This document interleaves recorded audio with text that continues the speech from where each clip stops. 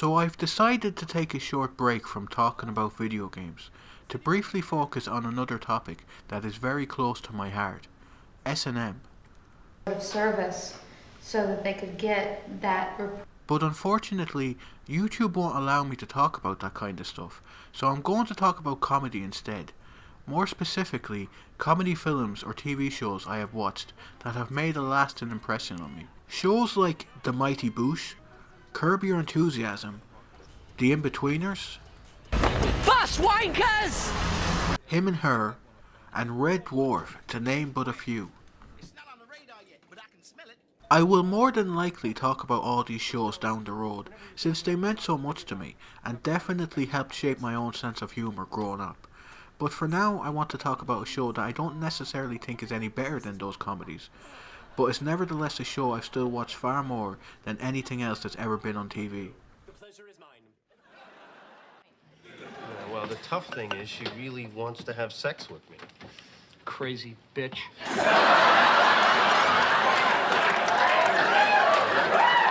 So Friends turns 25 this year, and millions of people still watch it. But why is that exactly? Why do so many people love Friends to the point where they still rewatch old episodes nearly a quarter of a century later? Why do so many of us still cling to the hope that there will be a reunion episode, or even an 11th season, so long after the show has ended? Just like the hula hoop or Theresa May, Friends simply refuses to die. Today I want to examine the reasons behind Friends' enduring legacy and why so many people still consider it to be the greatest sitcom ever made. Not me though. My favourite sitcom will always be My Mother the Car. My mother the car. No, Davy, you really heard something. It's me.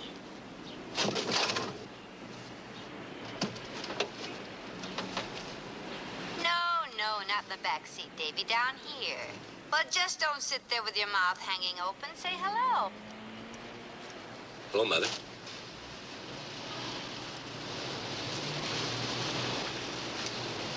Mother? Outrageous. Friends was created by David Crane and Marta Kaufman in the early 90s. The show was originally going to be called Insomnia Cafe, but thankfully common sense kicked in at the last moment and the show's name was changed to the far more appropriate Friends. The script also had to be rewritten several times before NBC would greenlight the show. Unlike most sitcoms from that period, Friends wasn't about a middle-class American family and their rather mundane lives. Friends was simply about a group of 6 close people living in New York City together. They didn't have kids or partners, they didn't have their lives fully worked out yet, and they weren't exactly sure where they were going. You're kind of losing it here. I mean, this is really becoming like a weird obsession thing. This is madness. It's madness, I tell you, for the love of God, Monica, don't do it! Thank you. Like most people in their early to mid-20s, the friends in the show were going through a period of uncertainty in their lives, and I believe this is why the show resonated with so many people in a similar age range. There weren't a lot of sitcoms back then aimed at people who weren't teenagers, but at the same time weren't parents with tedious 9-to-5 jobs either. Friends spoke to a generation of young adults who were still trying to figure this whole life thing out.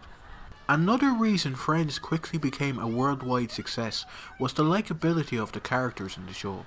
You have the charming but sarcastic Chandler. See, but I don't want to be single, okay? I just want to be married again.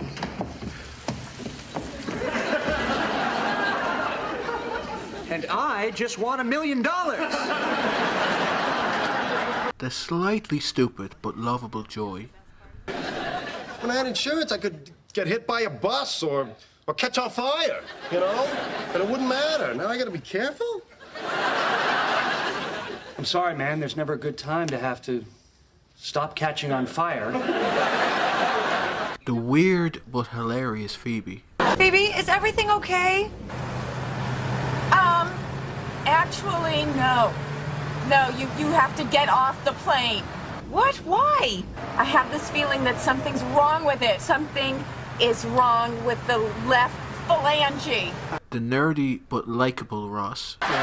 Hey, just so you know, I had my older brother talk with Chandler. What is that?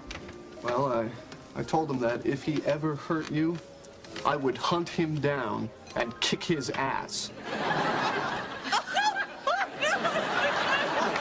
What? What is the matter with everybody? I'm serious. I would kick his ass. Ross, please, we make him. The Monica and Rachel. Okay, so maybe some of the characters were more memorable than others, but all of them still had something to bring to the table. Even Monica and Rachel, who were maybe a bit bland when the show began, became much more likeable as the series went on, and both of them still have a lot of great moments. Friends, for the most part, is a straight-up comedy. There are very few moments that are meant to get any other emotional response out of you other than laughter. But if she wants to go out there kissing guys she barely knows, well then, so will I. Very funny. Ross is gay. Ha ha. However, there are still moments that do allow you to connect with the character from the show on a more emotional level. Like when Phoebe finally meets her biological father, so she can finally ask him why he abandoned her. Or when Monica and Chandler find out they may not be able to have a baby and that adoption might be their only other option. Oh, and of course, Ross and Rachel's constant on-again, off-again relationship. These small moments helped flesh out the characters from the show immensely and made them far more relatable. For a lot of people, it probably felt like they were growing up alongside these characters. It was also crazy to see a show from the mid-90s have such an open view on sex and relationships. The characters in this show weren't waiting until their wedding day to lose their virginity, like in every other sitcom at the time. Hell, Monica straight up sleeps with a guy on their first date in the pilot episode. She even sleeps with a 17-year-old high schooler later in that season. Okay, this stuff might not seem like a big deal anymore, but many people considered it inappropriate at the time. The characters having sex in other sitcoms were usually portrayed as happily married, and even then, sex was rarely brought up at all in those shows. So I've talked about how the characters and the relatability of the show made Friends a smash hit, but I've yet to talk about the most important aspect of any comedy show, the humour. So is Friends still a funny show at the end of the day? Well, no. I'd like to thank you all for watching this video, and of course feel free to like and subscribe to my channel if you enjoyed it. Oh, okay then. Of course Friends is still funny. People wouldn't still be watching it today if it wasn't. It can even be downright hilarious at times. Not every episode was a classic, obviously, but for a show with over 200 episodes, it was so much better than it had any right to be, and it's still funnier than most sitcoms today. Well, funnier than this shit anyways. Nothing makes beer taste better than cool, clear Rocky Mountains spring water. Where are the Rocky Mountains anyway? Philadelphia. Really, I thought they were out west someplace. Think about it, Raj. Where did the movie Rocky take place? Philadelphia. Okay, now I get it. Oh, you can fuck right off. Actually, the only show that I think is more consistently funny than Friends is, well, My Mother the Car. No offense, but you're not helping matters any. Shift. Ooh, did you ever think of using the clutch? I'm sorry. Does it hurt? Only when I accelerate. I can't take it. Why is the mother a fucking car? The show did start off a little rough though. The acting isn't always on point in the first season, and some of the characters simply weren't funny.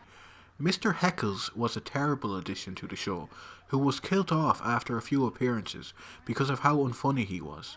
He was at least funnier than the writer's original idea for the character, Mr. Freckles. Also, some of the characters are portrayed very differently in early episodes of the show.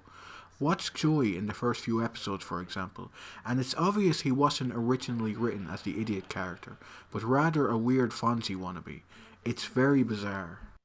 Likewise, Monica Geller is absolutely stunning to look at, but it almost seems like the creators of the show didn't intend her to be anything other than eye candy in the first few seasons, as she has almost no good lines of her own.